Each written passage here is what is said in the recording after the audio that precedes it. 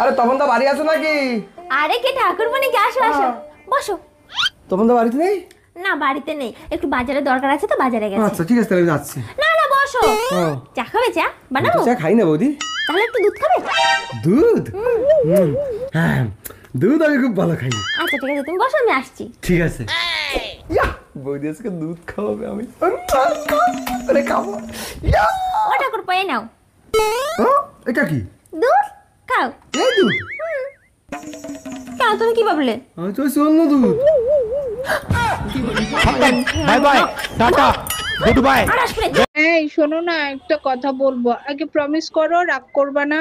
রাগ করবো কেন? আজ পর্যন্ত তোমার আমি কখনো রাগ করছি? কি হয়েছে বলো?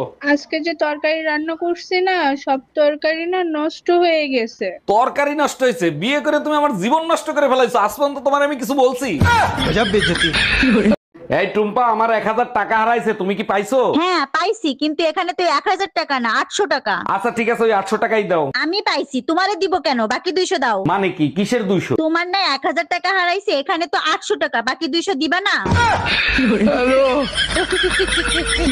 হ্যাঁ বাবা, ও সবসময় শুধু আমাকে ভয় দেখায়। তুই শুধু ওকে ফোনটা দে। হ্যাঁ হ্যাঁ দিচ্ছি, এ নাও ফোনটা ধরো। বাবাকে আমি সব বলে দিয়েছি, এবার তুমি ঠেলা বুঝবে। হ্যাঁ বাবা বলুন।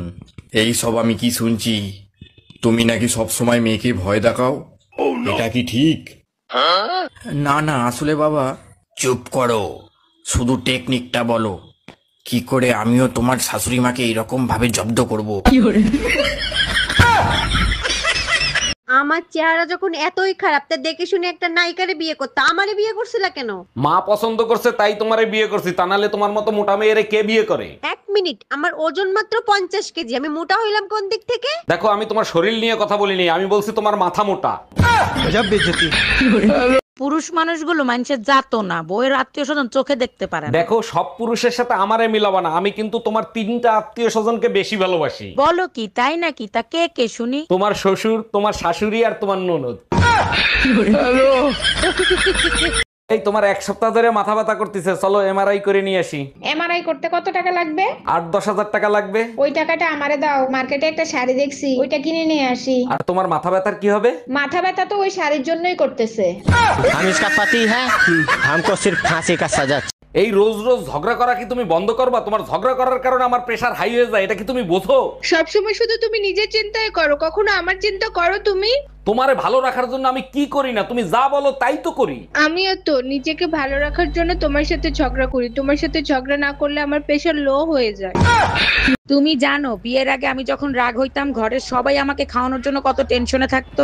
তুমি রাগ হইলে আমার ফ্যামিলির সবাইও টেনশনে থাকে, তোমার রাগ ভাঙাবে কি করে? এটা অবশ্য তুমি ঠিক বলছো, আমিও লক্ষ্য করে দেখছি সবাই টেনশনে থাকে। টেনশন কি খালি খালি করে? তুমি রান্না না করলে আমরা খাবো কি?